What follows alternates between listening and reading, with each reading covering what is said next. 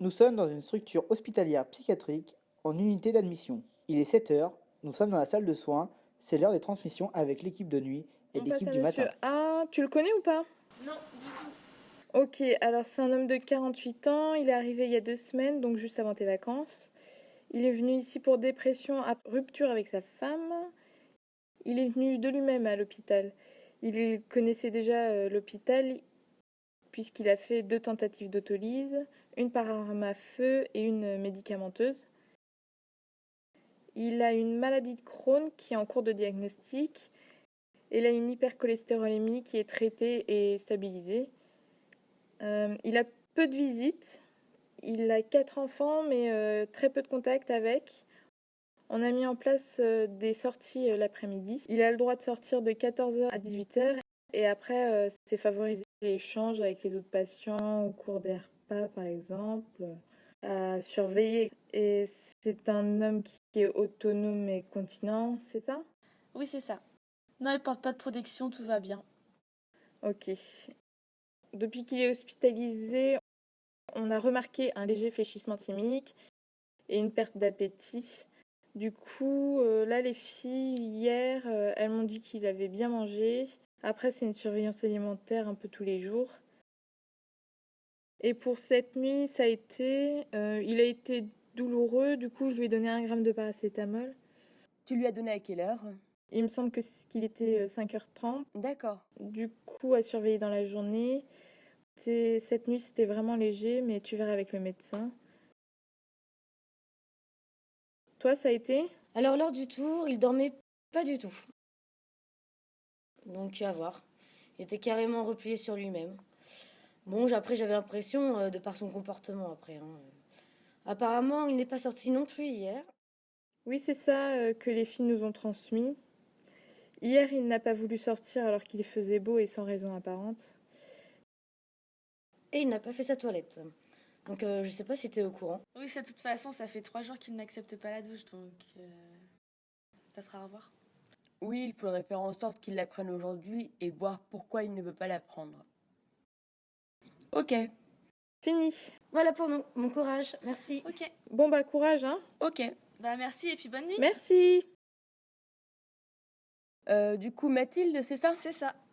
Tu as qui comme patient à charge? J'ai monsieur A et monsieur S. D'accord, et au niveau des démarches, ça se passe comment? J'ai commencé, mais j'ai beaucoup de mal et puis j'arrive pas à faire les liens avec les démarches de monsieur A. Pour Monsieur A? Oui. On pourra prendre un temps aujourd'hui si tu veux pour en parler. Et là, par rapport à ce qu'on a dit aujourd'hui, aux transmissions, à l'instant avec les filles, ça serait bien que tu ailles le voir en fin de matinée pour faire une évaluation de la douleur. D'accord. Et puis tu reviendras me voir à ce moment-là. Tu lui donnes pas de médicaments ou autre, hein. Tu viens me voir. Dès que tu en sais plus. D'accord, bah je fais ça. Ok, ça marche.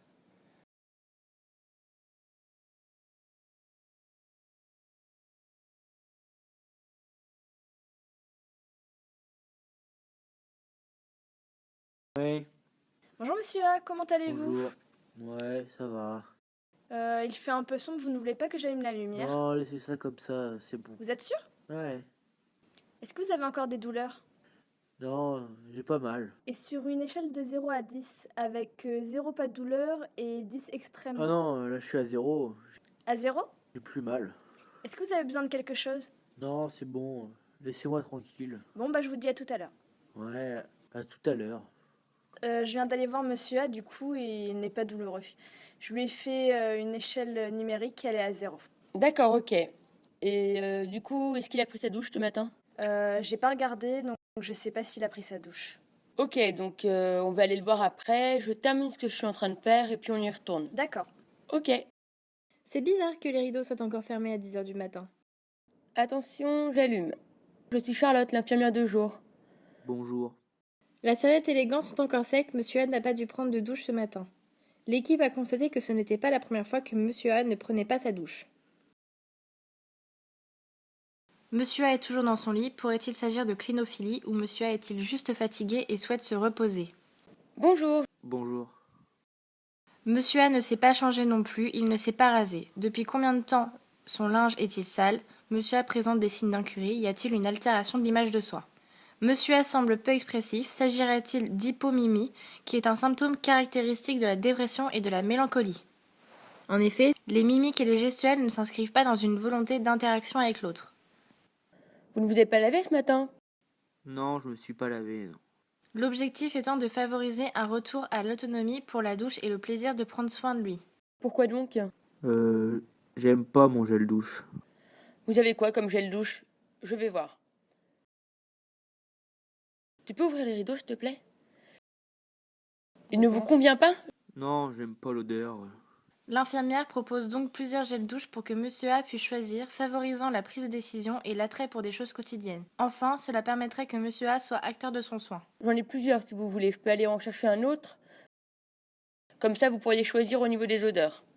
Oui, si vous voulez. Pourquoi pas? D'accord. Qu'est-ce que vous lisez? Monsieur A est dans un contexte de dépression suite à une rupture sentimentale avec des antécédents de 2 tentatives d'autolyse et des idées suicidaires scénarisées. L'objectif est d'évaluer la thymie et évaluer le risque suicidaire. Oh, ça, c'est juste un bouquin comme ça. C'est pas très intéressant. Ne vous inquiétez pas. Ça parle de quoi? Bah, vous savez, ma femme m'a quitté il y a pas longtemps et moi je veux trouver des réponses. Je veux savoir pourquoi elle est partie, pourquoi elle m'a laissé.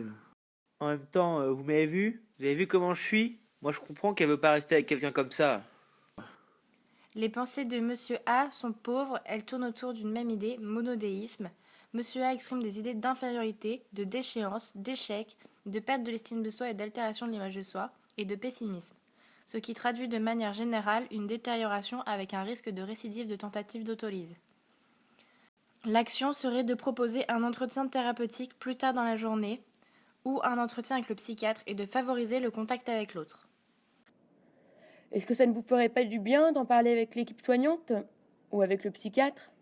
Je sais pas s'il peut faire quelque chose pour moi. Ça vous permettrait de mettre des mots sur votre souffrance. Vous pensez que ça va changer quelque chose à mon âge? Le fait d'en parler, déjà, ça peut vous aider à trouver des solutions, au moins pour vous. Ok, si vous voulez. En tout cas, l'équipe est là, à votre disposition. Donc n'hésitez pas à venir nous voir cet après-midi. On sera là pour vous aider. Ok, d'accord, merci. J'ai vu que vous aviez le droit de sortir de 14h à 18h. Il fait beau aujourd'hui. Il faudra en profiter. Ouais, j'ai pas très envie de sortir, je suis bien dans mon lit. Monsieur A ne semble pas vouloir sortir. De plus, il n'est pas sorti les jours précédents. Ses activités habituelles, ou encore celles qui pouvaient lui procurer de la satisfaction, sont délaissées. En effet, son goût pour les choses de la vie quotidienne lui font défaut, ce qui traduit une anédonie se définissant par une perte d'envie. Vous pensez que ça me ferait du bien de sortir? Après une douche, ça peut être pas mal. Ouais. Dans ce cas-là, je vais me doucher, je vais voir si j'ai envie d'y aller. D'accord, très bien. Je vous apporte le gel douche tout à l'heure. Ouais, merci. On se revoit à ce moment-là. Merci. À plus tard. À plus tard.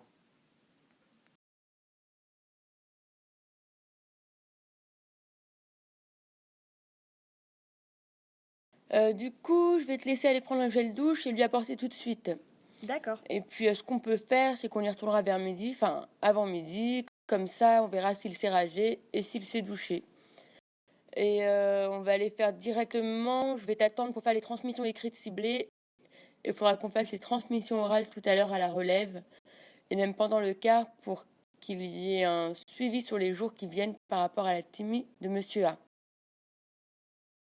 Est-ce que tu as compris à peu près pour la démarche les liens qu'il faut faire, le fait qu'il faut regarder, il faut observer, pas que le patient mais aussi l'environnement pour faire une prise en charge globale? Je pense avoir compris, oui. À ce moment-là, je peux te laisser refaire ta démarche, la retravailler par toi-même et on prendra quand même un temps pour la refaire ensemble. D'accord. D'accord.